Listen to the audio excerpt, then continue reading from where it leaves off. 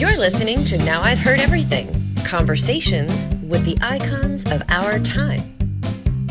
I'm a theater baby, a Broadway baby, and there's nothing that compares to me, because I've always found that I got better as the months went on. I didn't get bored, I got better whenever I've had the chance to have a long run. Actress Phyllis Newman, today on Now I've Heard Everything. I'm Bill Thompson.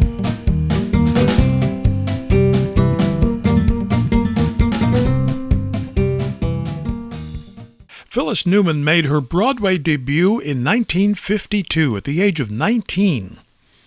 And within just a few years, she'd won the Tony Award for Best Featured Actress in a Musical. And soon she was in great demand on Broadway and in television. Let's meet our What's My Line panel. First, the delightful star of stage and television, who just flew in from London just in time to be with us tonight. And here she is, Miss Phyllis Newman. She was a frequent panelist on the popular TV shows To Tell the Truth and What's My Line and The Match Game throughout the 60s and the 70s. She was a guest star on many popular TV series during that time. But off-screen, by the mid-1980s, Phyllis Newman faced her biggest life challenge, a diagnosis of breast cancer. After her full recovery, she wrote a memoir called Just in Time.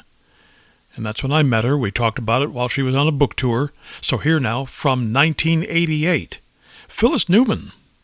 What does the title mean? It sounds so ominous. Just in time. Well, it has so many different meanings. I mean, in the sort of level of immediate level is because I was diagnosed as having breast cancer, and they always say, "Oh well, we caught it just in time."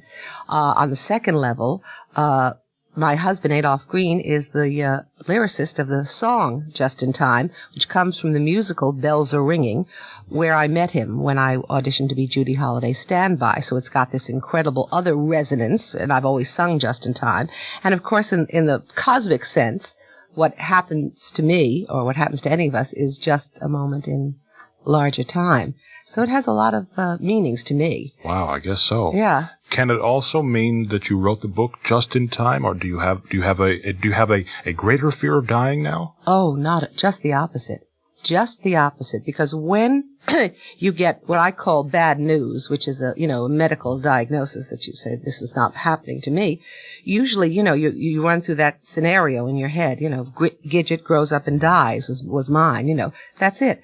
But it wasn't like that, and it isn't like that. It's been over 5 years. Since I was diagnosed, since I had the first surgery. Then I had second surgery a year later. I've been through chemotherapy. I've been through all of it. Here it is 5 years later, which is what they clinically call cured. You don't know if you're ever cured, but I'm not worried about that. I feel better than I ever have. I'm more active. I have more work as an actress. You're more in demand now, aren't you? Yeah. And so who could have ever foreseen that in those terrible dark days? And the reason that I'm talking about it, honestly, because it's not a big thrill to talk about it. I had to write it, first of all. I couldn't talk about it in those days. I had to put it down on paper. I never talked about it on talk shows. I never talked about it in interviews. And I was working all the time. I needed to work it out on paper. First the anger, and trying to figure it out. And then I found that I had this sort of funny, angry voice on paper and in writing as well as talking. And this is the first time I've talked about it. And the reason I'm doing it, honestly, is because I want people to know it's not just about women. It's not just about breast cancer or cancer. It's for women, men, children, anyone who gets a devastating piece of bad news, to know that not only can you survive, and mostly do you, but you can triumph over it. And you have to be part of that process as well. Yeah, we don't want people to get the idea that this starts on day one, the day the doctor came in. No, not at all. This starts with literally day one. Right.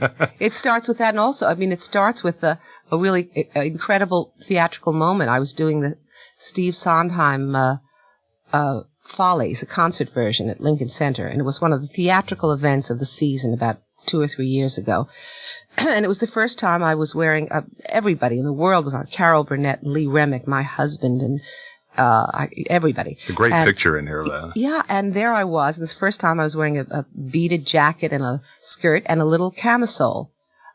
And, of course, my feeling at that moment was that everybody's eye, all the cameras, all the lights were just focusing on my camisole.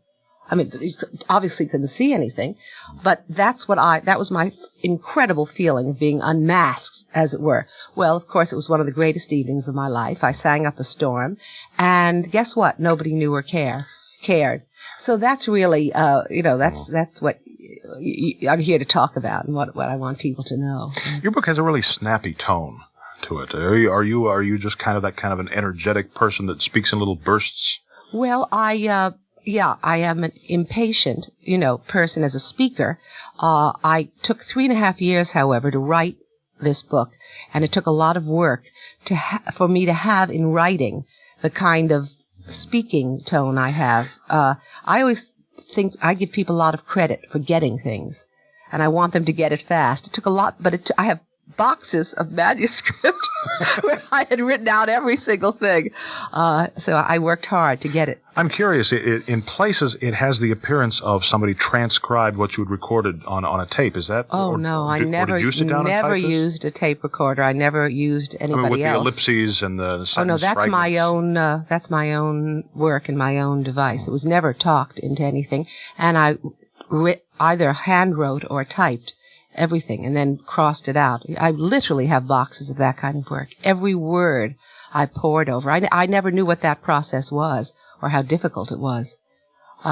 People always used to say, oh, just the way you talked. Well, that's not the way you write a book. At least that's not the way I write a book.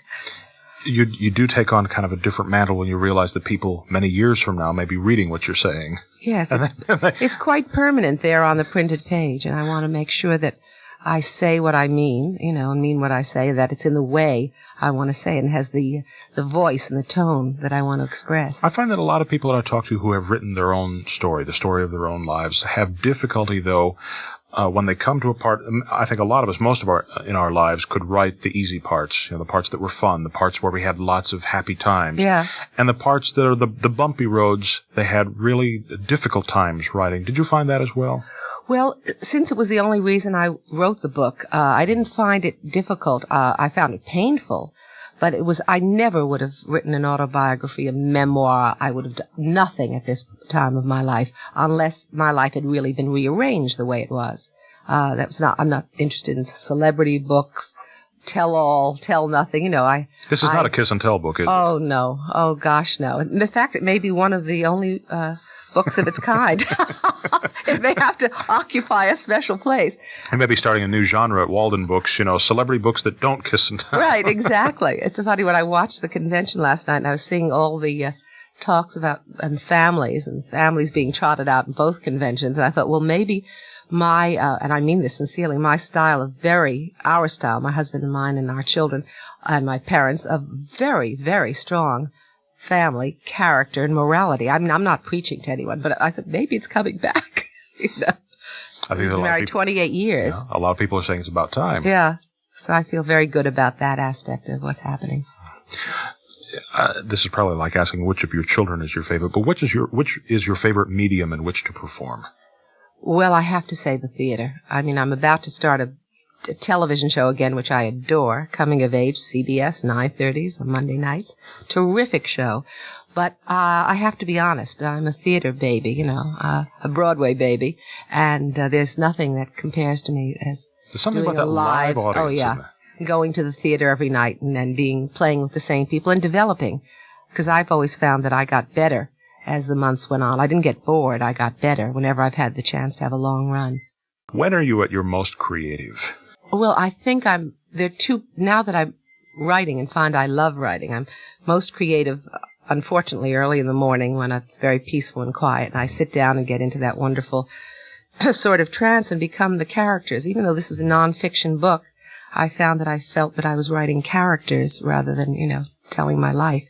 And then, of course, the other time is when you're hot on the stage or doing a television show, when it's working.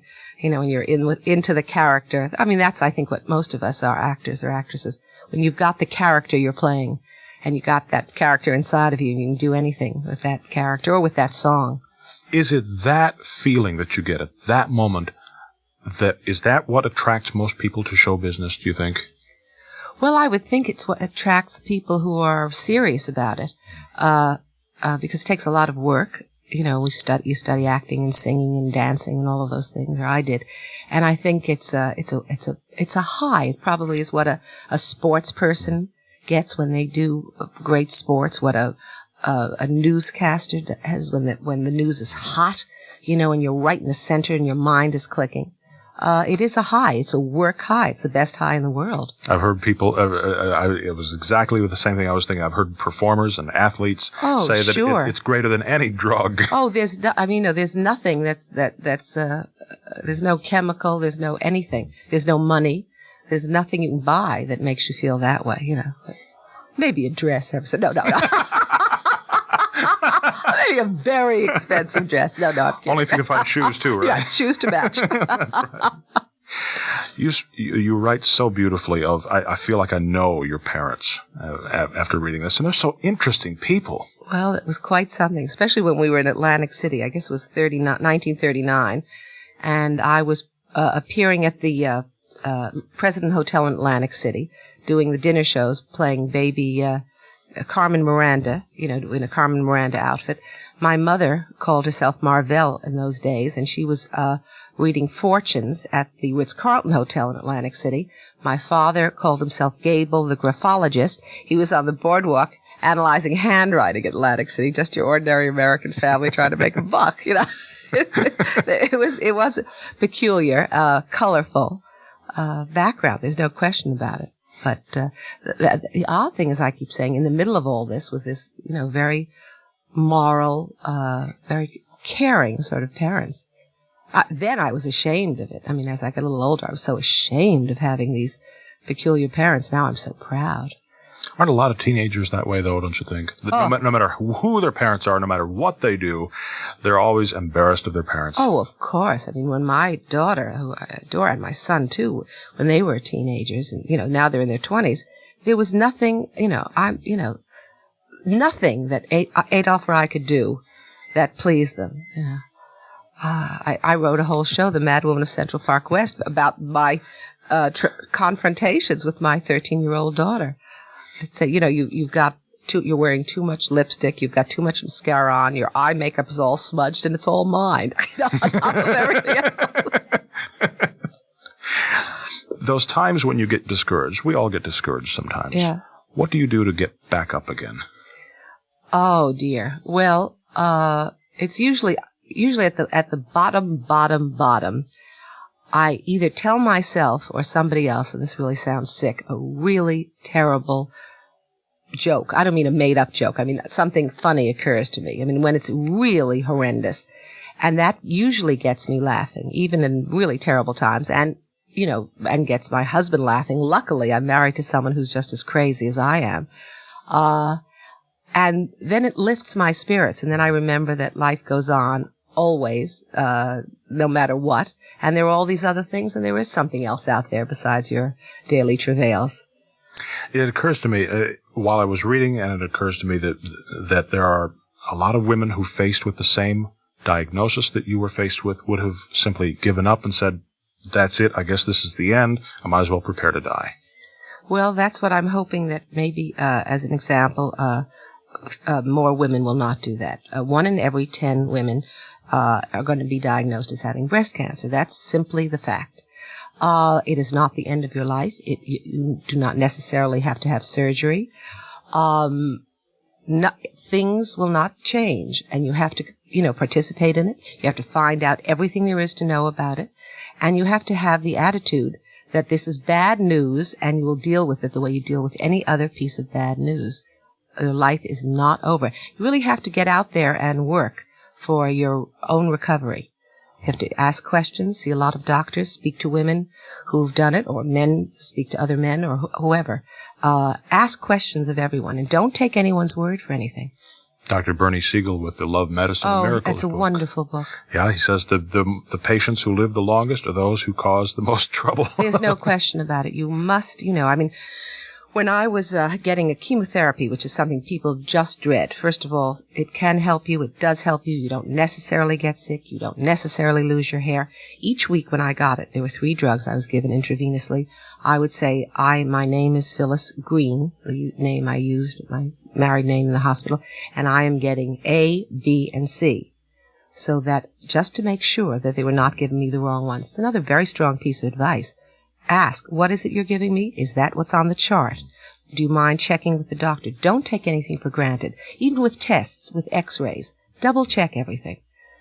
Take responsibility, as they say. Don't be afraid. Also, it gives you a participation in what's happening. You don't just lie there and wait for people to do it to you, Yeah. Well, you're among those that Bernie says will live the longest. Oh, well, Bernie knows. That's true. Phyllis Newman, breast cancer survivor, lived for another 31 years after our interview. She passed away in 2019 at the age of 86. Now you can get your copy of Just in Time by Phyllis Newman by tapping the link in our show notes or by going to our website, heardeverything.com. We may earn an Amazon commission if you make a purchase. While you're at heardeverything.com, don't miss my 1988 interview with another well-known actress who was a frequent guest on those popular 60s game shows, Kitty Carlisle Hart. Groucho was the worrier. He would come to me all the time and say, with a deadpan expression, "Is this funny?" and say a joke. And I'd say, "No, Groucho, that's not funny." And he'd go away, hang his head, come back 2 minutes later and say, "Well, is this funny?" And my 1991 conversation with another well-known actress who faced a breast cancer diagnosis, Lynn Redgrave. I am now intensely proud of Georgie Girl and intensely grateful that I got that sort of shot-in-the-arm chance. But at the time, the reviews came out. They were wonderful reviews. People wrote glowingly. But I was called in the press one day, the ugly duckling of the Redgrave family. And of course, we post new episodes of Now I've Heard Everything every Monday, Wednesday, and Friday. And you can find us everywhere you listen to podcasts. And thank you so much for listening.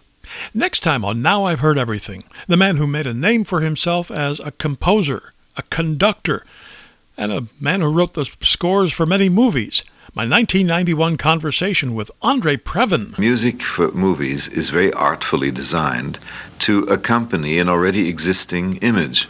And then at given points, usually when you've written something of which you're most proud, Debbie Reynolds started talking. It was... That's next time on Now I've Heard Everything. I'm Bill Thompson.